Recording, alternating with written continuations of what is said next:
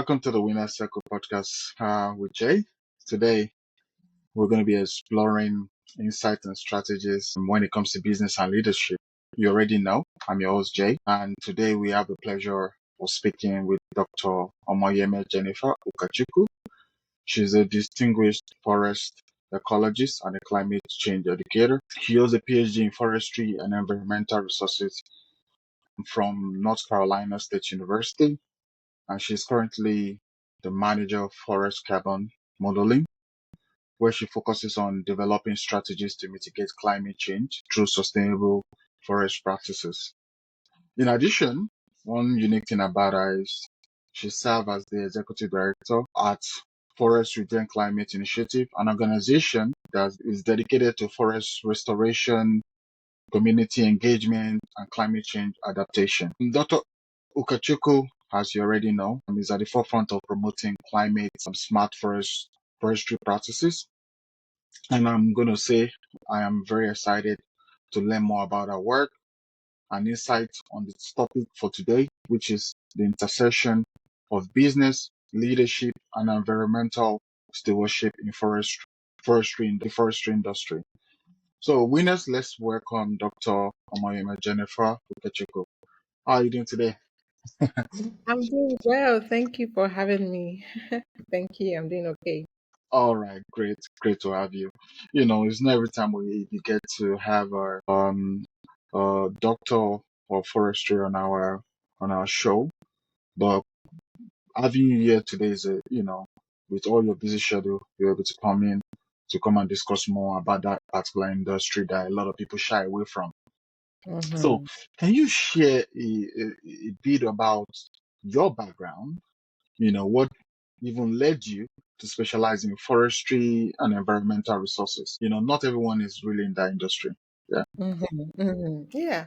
Well, uh, so when I was in high school, a lot of people wanted to read medicine, engineering, and the likes, right? And for me, I'm just weird where it's like I don't like to do what everybody's doing. I always try to be the different one. I don't know if you're familiar with like the soccer teams, like the leagues. I Yeah, remember sure, sure. growing yeah, I remember growing up, everybody was a Man U fan, and because of that, I just chose Arsenal. I'm like, so I'm an Arsenal person. I'm Gunners. I'm just that kind of person. So I was like, what's that? And maybe sometimes it's just so that I draw attention to myself. I just want to do something different. So I didn't want to do the medicine or engineering that everybody wanted to do. My parents wanted me to do medicine, of course, because I was in the science class. But fortunately for me, from Nigeria, SS1, I don't remember what grade. That would probably be like 10th grade here. We had one of our teachers came to teach us botany, and that was very lovely. I was like, okay, this has to do with learning of plants. And I know that I just liked plants. So I said, okay, I'll be a botanist. And then when I wanted to get into the university, my cutoff mark for botany was not even enough. So I couldn't get to do the botany course. And they were like, would you like to do forestry? I haven't heard of forestry before. I was like, what is that? They were like, well, forestry has to do with the botany that you would like to do and has to do more about the climate. So you can help to your environment, and there's climate, there's stewardship, there's forest business. So the counselor really explained to me about forestry. There's a whole big field and there's a lot of things. I can just start with forest management and get an ideas of this different field, and then I can decide where I want to focus on. And that's how I got into forestry. And it's been just a very interesting career for me from that from that, on from that period of starting the forestry degree. Mm. Yeah, thank you. That's an interesting journey. You know, I'll have said that's one follow-up question, Yes. and because of wanting of time, I could just probably throw it. Forestry itself is broad, all right? So, but Mhm. what made what motivated you to focus on the climate smart forestry practices itself? Yes. So right after my undergrad degree, again, I had a great opportunity to work in a research institute. It's called the International Institute for Tropical Agriculture. People from Nigeria are probably familiar with that, the organization. So I had that opportunity, and I was in the midst of a lot of researchers from all over the world. Africa, South America, and North America as well. And so these were researchers that were in the forefront of things that were happening. There were researchers that were always talking about the climate, the Paris Climate Agreement, talking about the UN, talking about World Bank. These were they were always writing proposals to the World Bank, to the IFM, and the African Development Bank. So I just started I was just had the opportunity to be exposed to all of this. So I started knowing more about climate, environmental concerns, and how we could mitigate and adapt climate change. And I was in that sweet spot where forestry is one of the, if I do say so myself, the most efficient natural climate solution we could use in addressing climate change. So that just so it was like I had the skills and I had a great opportunity to be in that space. So that's how it worked out for me. All right. All right. Thank you so much for that. And thank you for giving us in-depth knowledge on your journey so far in forestry. So now let's look at the business and then, the business and environmental stewardship part of it. So how do you see the role of business in promoting environmental stewardship within the forestry industry? Okay, great question. So after I finished, I got that research idea. I came to the United States for my graduate studies to do research. But I started learning that the traditional forestry in the United States was more business approach. And that's something I want people to know. Do you know? I don't know if people are familiar with what we call TIMOs. They're called timber investment. I don't remember what the M and O is but I'm sure it's timber investment. And then something M and O. So a lot of people, it's almost like your stocks or real estate, right? That's the forest business. They buy property that has trees on it. Then they do the environmental part. They conserve the trees, allowing those trees to stay there. So after 20 years or 25 years, remember that if we are familiar with real estate, the property value of that land increases, right? You have your trees in there. Then you can cut your trees and then get some money back. And those trees are planted, another set of trees are grown again. And this is how some people build generational wealth. I know a lot of people that build generational wealth where this property can then be passed down to future generations. And maybe your children or grandchildren can then decide, you know what, I'm not going to keep doing these TMOs. I want to build a lot or something there, but I wouldn't encourage that from an environmental standpoint. But this is how a way in terms of forest business, if in forestry business, to lock in money and do some kind of investments or real estate investments, property wise. And there are a lot of taxes. You could also get some kind of tax deductions in terms of like you're conserving, you're helping to conserve the environment, and there are so many interesting areas around this space. So we always say that there's so much value in your land assets if you have that property. In terms of how businesses can now encourage forestry, and making sure that forestry is in the limelight. Again, thinking about starting from where we have climate change issues as an environment, you might start thinking about. I want to be more good environmental stewards. I want to go with certification programs, and so follow some of these certification standards and programs such that then you can start donating to some of these forestry courses, and then some the forestry course of like I want to ensure sustainable forest management in this area, or I want to reduce deforestation in this area, or I want to address wildfire burns in this area. And so you can start donating to those courses, and that's like an environmental steward, what we call ESG goals for your forest business. So there are different areas where that could happen. You could also collaborate with local communities or NGOs and government agencies as well in these areas. You could also do so. I know that some corporate organizations also give grants. That could also be an opportunity for businesses where they give grants to people that are interested in doing something that has to do with the community and environmental and conservation efforts. I don't know if that has answered your question, but those are some of the things that I'm thinking about from the top of my head. Yeah, yeah. Honestly, it did answer my question. But before we set up this show, we had some people throwing some questions and all that from my team. So one of the questions people are always asking, and one of the major questions they ask is, how do, as a business person, if you really want to look into the forestry industry, what field can you actually invest in? I know you've mentioned some field, but what are the key field you can invest in the forestry industry that you can actually build? Because most people, my own thought before now about forestry, until I started reading more about it, is forestry is just about the forest. All right. So how can people, because some people are capitalists in nature, they love the green, they love the ecosystem, everything, but Yeah. they want to say, how can I make money as an individual, investing in this particular industry? Mhm.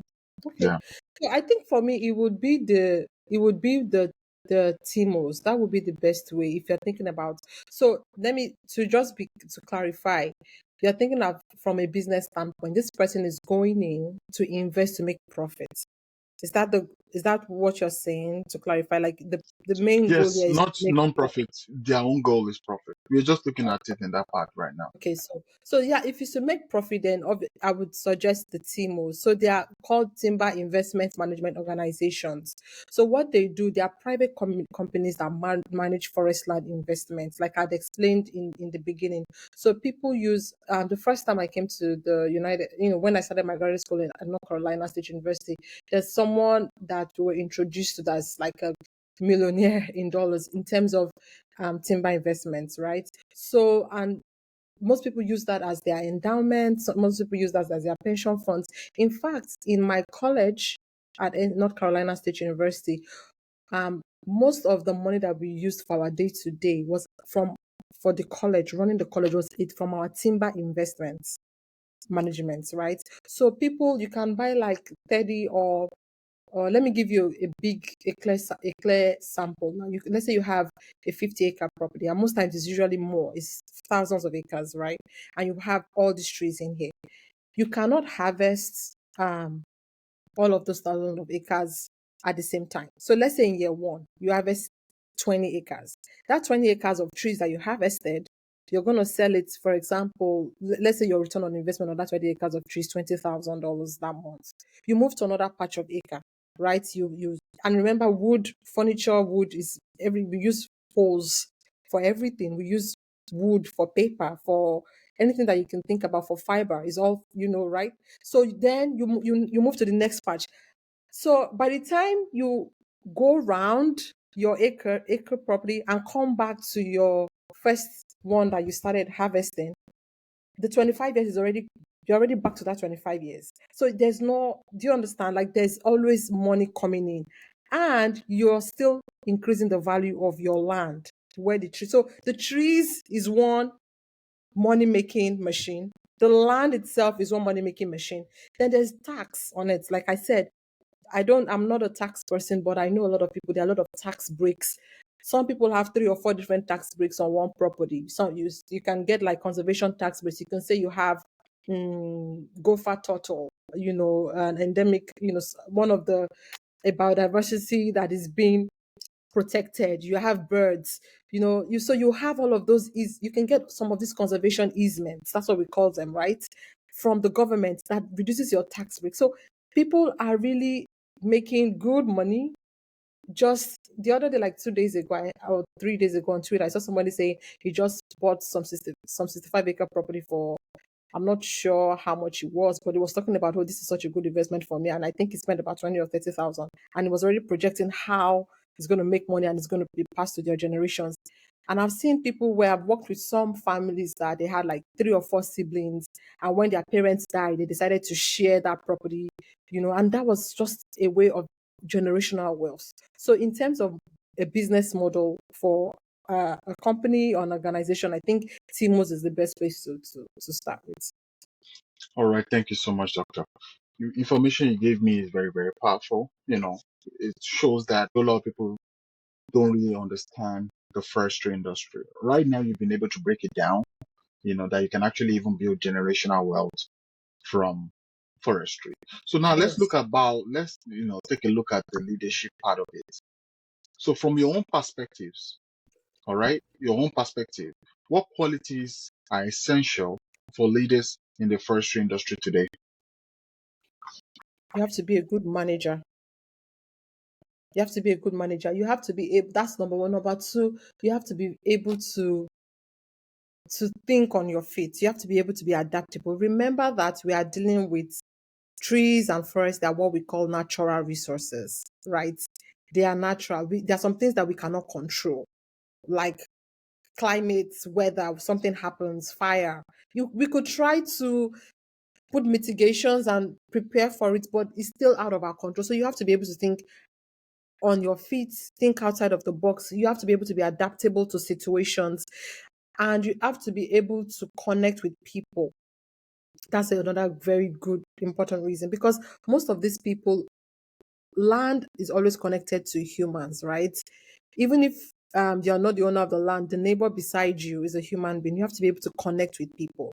And then forestry, like we've talked about from the beginning, is diverse. We have the trees in the forest, we have soil in the forest, right? Those soils, if we are not careful of how we work with the soils, they will not help our trees to grow well, right? You have to be careful. There are biodiversity in the forest, wild animals, people go hunting, deer get their venison meat, and there are small microorganisms. So the whole forest is an ecosystem. There's a lot of things happening. So you have to be a good manager and be able to think on your feet to manage this natural resources and the human beings that are connected to the natural resources. So I think those are the three things I would say: good manager, being able to connect with people and work with people, and also being able to be adaptable to unforeseen circumstances. All right, thank you. Thank you for that information. So the point for leadership is the ability to connect with people, ability that has to do with communication, ability to be a very good manager, and adapt to change also. Yes. Yeah, Yes. which is great thing. So while you were talking, you mentioned something about climate change. All right. There's or nothing that can be done towards climate change. You can only mitigate it. Yes. So if we look at it, so how can the forestry industry contribute to mitigating the effect of climate change? You talk about the mitigation. So what can Oh they my do to God. mitigate it? That is such a very, I can sleep on this. We could talk, but let me just one aspect. Let me in a nutshell. If you remember our elementary school photosynthesis, right? Trees, what do? They absorb CO2 from the atmosphere. What is causing climate change? CO2 in the atmosphere, emissions in the atmosphere. As trees, you plant a tree today. As the tree is growing, all that growth you see in the tree, in the girth, in the the size, is the CO2 being pulled from the atmosphere. That's what the trees breathe in. And they store it as carbon, and that carbon is the wood. So on you're probably sitting on a chair that is, I don't know if it's made from wood. Your table, your pole, your pen, your whatever is made from wood that you can think is what we call carbon. Everything in there is carbon, stored carbon. Now, think about this. And then the oceans also do store carbon. But if you're thinking about of all the wood you see around you, everything made from wood, your lamppost, and you're thinking about the carbon being stored, what do you think is more efficient in pulling out those CO2 from the atmosphere, right? So that's what trees do. That's why that's how they help in climate change. They pull all that carbon from the atmosphere, and all that CO2, they store as carbon in their wood. And when we go and cut those trees and use them as our table, as our furniture, as our poles, all that carbon is still in place. That's one part. The second part, again, is that when the trees they get into that CO2 again is in the wood, they go also into the soil through the roots. In the soil, in the forest, a lot of carbon is also stored in there, right? So that's just one part about carbon in terms of uh, for climate change. Then let's go about in terms of like climate change also affects biodiversity, affects some other things around us. Trees are able to provide these good habitats for the biodiversity that we're talking about. So when we have good forest in place, we're helping to protect this biodiversity that can be affected by climate change. So these are a few of them. I could, if not for time, I could talk more and more and more. But the major thing is that the trees are able to act as a good funnel that siphons CO2 from the atmosphere and store it very well.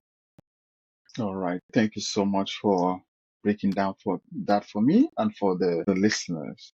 So Mhm. now really want to go a little bit into community engagement and Mm. education because I know you do quite a number of community engagement. So now the question would be, how important is community involvement in your work as, you know, as a doctor in that field, you know, and what strategies do you use to engage local communities? Because you talked about communication and engagement. So Yes. how do you do that?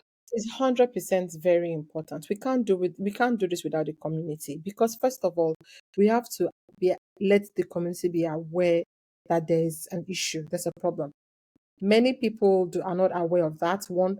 So many people do not even know how forestry can address the problem. Three, many people do not even know what forestry is. So there's a big gap between what people know and what we can do. And so we need that community outreach. In my personal work, what I try to do is, first of all, create their awareness. I let people know, and I start from what they can see in front of them, right? So I tell them, this forest, where do you, for example, for communities that have, I know I've worked with people that have landed properties that have trees, right? And I tell them, you go into the forest, you get your firewood. Some of them have they fish in their lakes in the forest. Some of them also do go hunting. And I tell them that if you keep doing this, right, and you do not do it in a sustainable manner, do you think you're going to keep having something to come back to?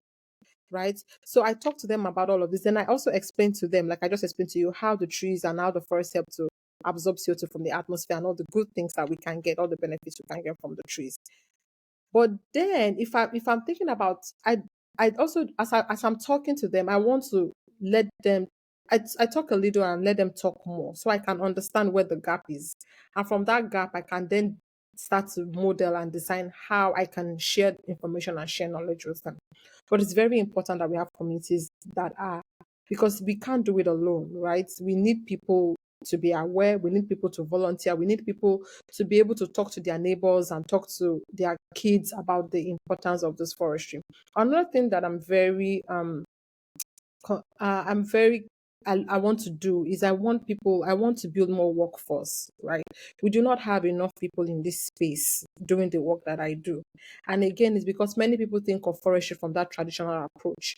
Many people think that foresters are people that are just cutting down trees. You see people on the road cutting down trees. They say that's what forestry do. I'm sorry, that's what a forester does. Sorry for that you know, but it's more than that. I'm a forester. I've never logged a wood. I've never logged trees before. I'm not saying that foresters can't log trees, but there are a lot of things you could do.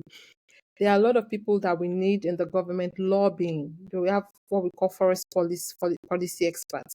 They are lobbying the legislature. They are lobbying the government to put good laws in place that could help our natural resources. And that's one space for you. We have the researchers, like what I do. We have people that are urban foresters are talking to urban people living in the urban area. How can they? Because even the trees in the urban area, the trees you see on your streets as well, they also help. Do you know that I do not know the accurate number, but there's research that have shown that if you have more trees in an area, you will use less air conditioning in your house, because the trees are bringing a lot of shade and cooling that area for you. So there was a research that showed that you could reduce money in air conditioning when you have more trees in your space. So there's a lot of space, and I want people to know about it so that they can get involved and also participate from the ground up. That's how I think about community outreach and involvement. All right, thank you. So they can communicate and build from ground up. All right, Mhm. thank you so much for that. So now let's quickly move forward a little bit as we, come to a conclusion because of time. So now let's look at balancing economic and environmental goals.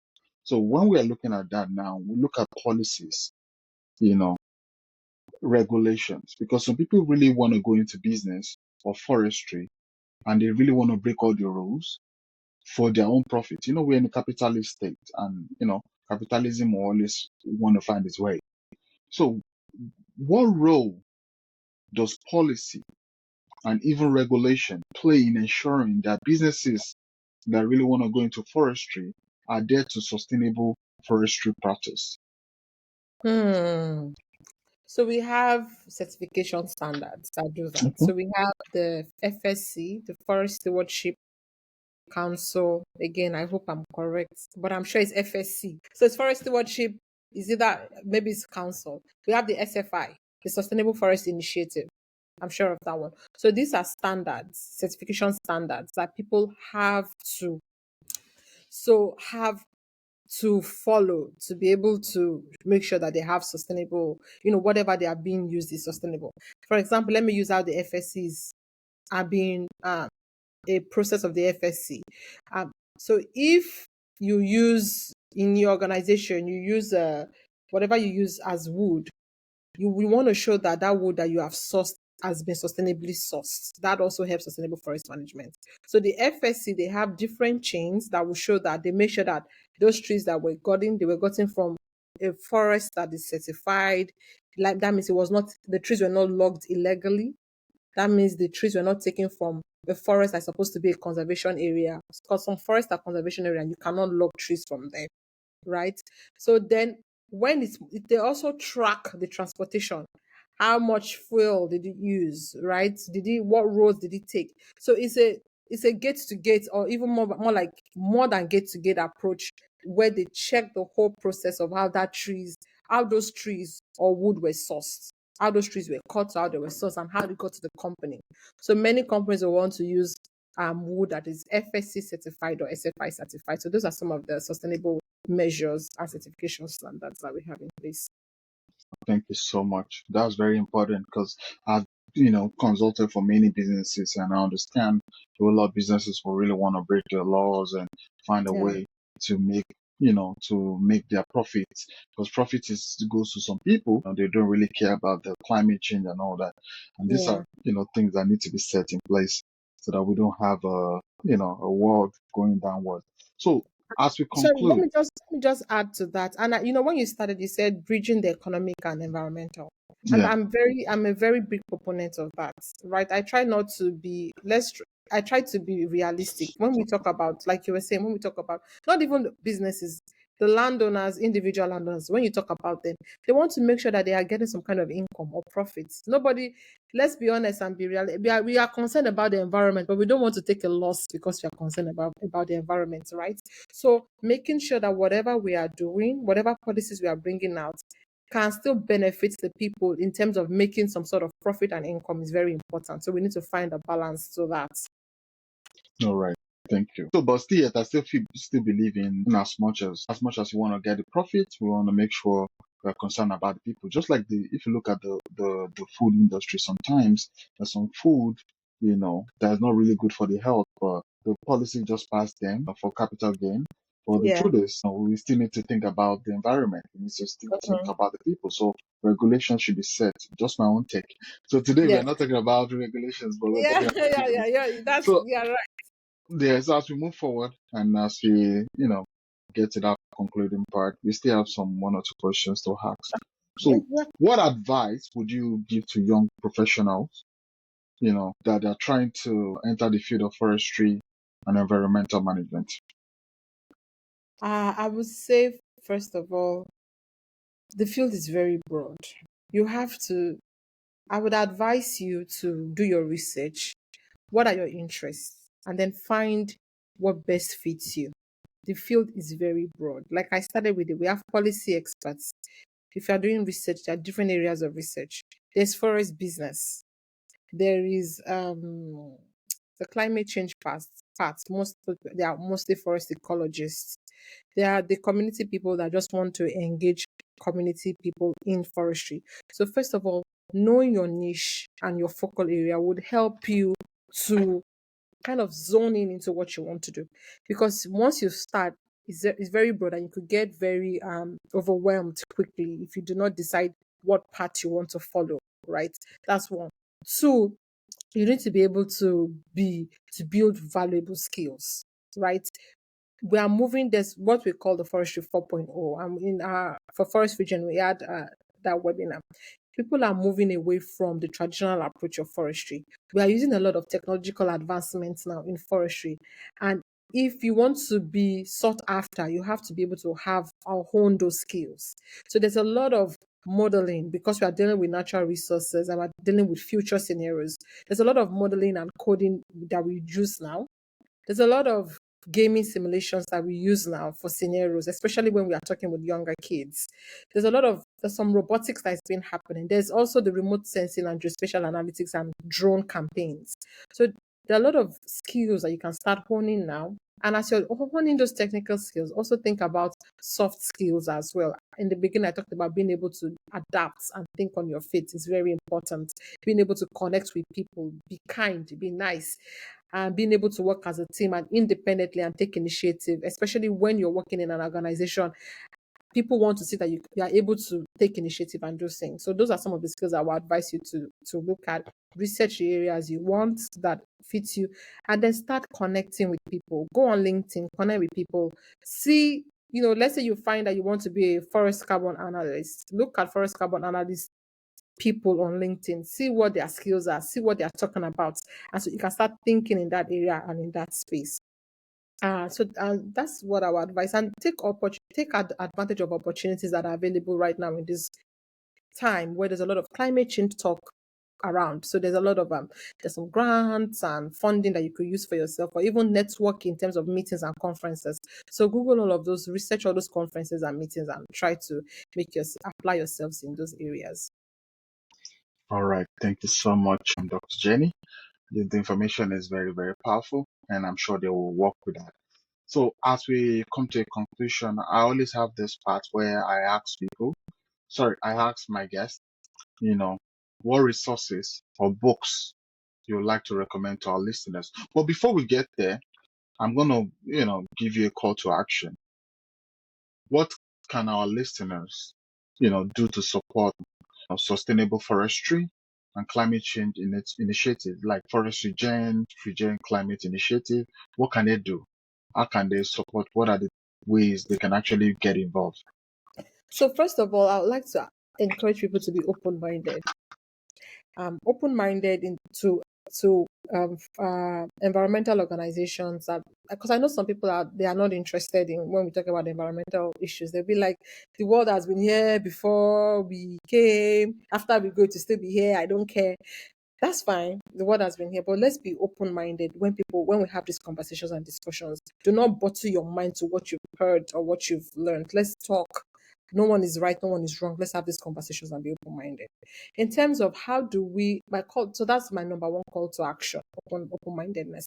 And then after that, how can you support? Start from your local space, right? Are there communities in your area that are doing some environmental work that you want to volunteer with, that you want to donate your time with? It's not donate your money, donate your time, whatever, in whatever capacity that you can.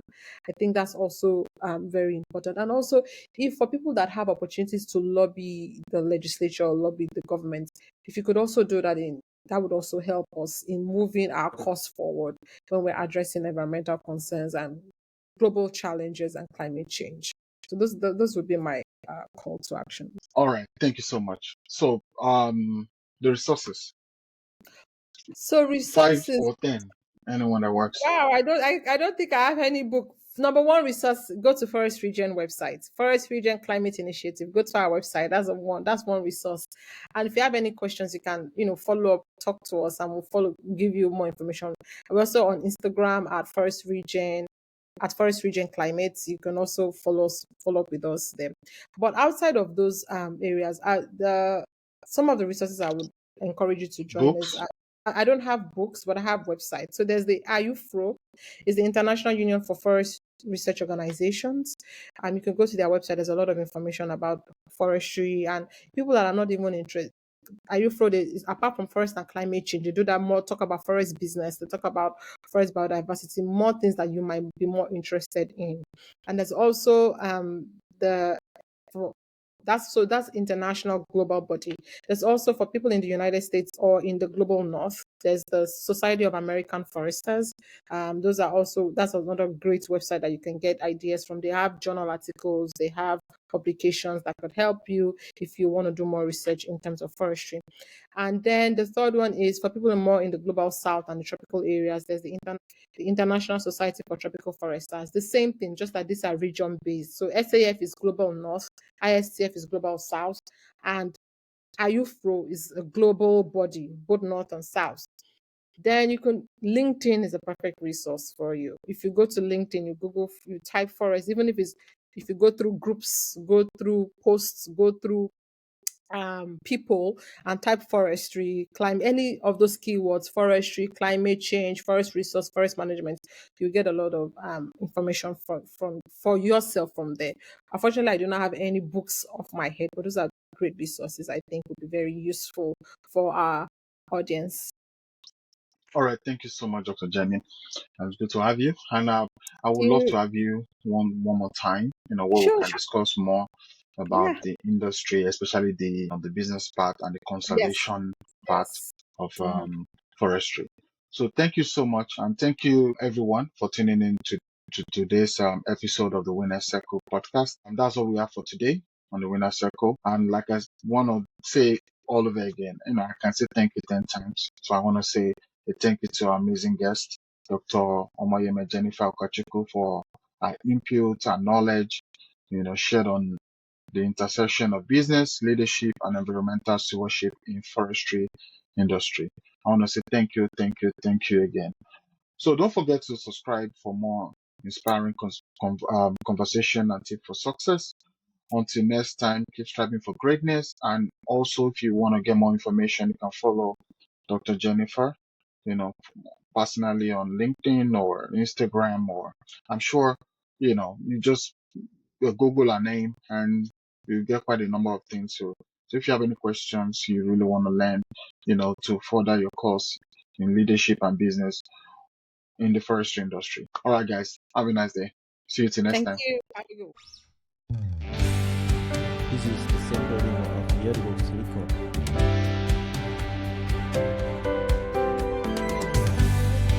This is the central of Yearbox Record.